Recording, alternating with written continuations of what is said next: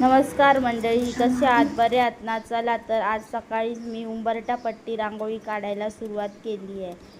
त्यासाठी मी green colour घेतले आहे, 2 कलर मिक्स करून, आणि पिंक कलरने त्याला गुलाबाचं फूल काढून घेतलं आहे. असंच मी कंटिन्यू करून घेते. आता तुम्ही पण करून घ्या आणि तुम्ही पण रोज रांगोळी काढा, तुम्हाला पण छान वाटेल. चला तर आता मी पूर्ण काढून घेते आहे आणि कसं वाटतंय ते तुम्ही मला नक्की कमेंटमध्ये सांगा.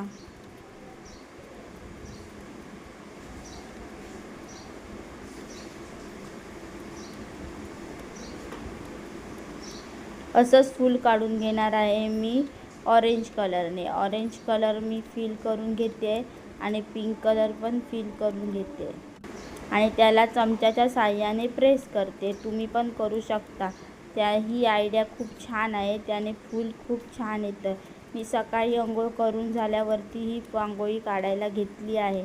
रांगोळीशिवाय रांगोळीला शोभा येत नाही, आणि रांगोळी म्हटल्यावरती व्हाईट कलरचा वापर नाही केला तर त्या रांगोळीला शोभा येत नाही. म्हणून एक छान कशी शोभा आली. आता पहा माझे कसे वाटते हे गुलाबाचं फूल, तुम्ही मला कमेंटमध्ये नक्की सांगा. आणि तुम्हाला दरवाजाची ही पूर्ण पट्टी कशी वाटली ही कमेंटमध्ये नक्की सांगा. बघा आता कशी छान दिसते.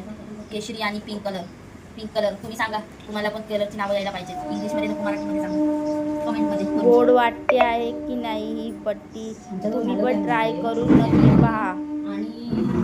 आवडल्यास लाईक, शेअर आणि सबस्क्राईब करा. आता मी रांगोळी दरवाजात न काढता, आता पावसाळा सुरू झालाय ना, तर मग दरवाजावरती सगळी घाण झालेली असते. म्हणजे मी साफ करून घेते आणि मग पावसामुळे ते विसकू नये म्हणून मी माझ्या दरवाजा भिंतीच्या पट्टीवरतीची रांगोळी काढून घेतली आहे. कशी वाटते ती तुम्ही सांगा. आणि सगळ्या व्हिडिओमध्ये तुम्हाला अशीच दरवाजाच्या भिंतीच्या पट्टीवरती तुम्हाला माझी रांगोळी दिसेल. आवडली असेल तर लाईक करा, शेअर करा, सबस्क्राईब करा. थँक्यू.